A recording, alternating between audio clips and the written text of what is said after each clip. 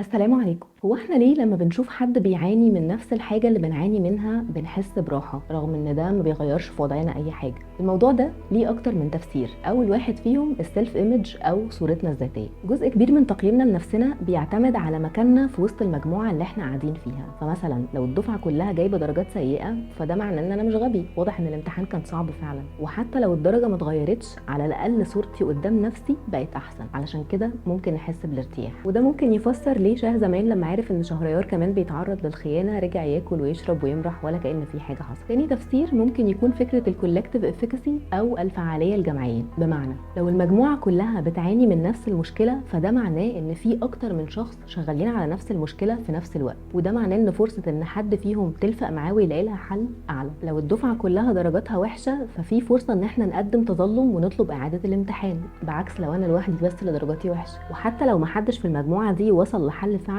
مجرد فكره ان في كذا شخص بيمروا بنفس المعاناه بيخلق نوع جديد من المعرفه عن ازاي ممكن نتكيف مع المعاناه دي. زي ما بيحصل على جروبات الستات اول ما الاسعار تغلى وبتلاقي الجروبات عماله تنفجر بالبدايل الرخيصه وازاي ندبر البيت وازاي نمسك ايدينا. ومجرد وجود النوع ده من المعرفه في حد ذاته بيدينا احساس بالراحه، حتى لو مش هنستخدمها او حتى مش هتنفعنا اصلا. لو لسه ما اتفرجتوش على سحله شهريار مع اخوه شاه زمان ما تنسوش تتفرجوا عليها. ولو عجبتكم السحله دي لايك شير واسحلوا اصحابكم. وللمزيد من السحلات في زرار ما دوسوا عليه.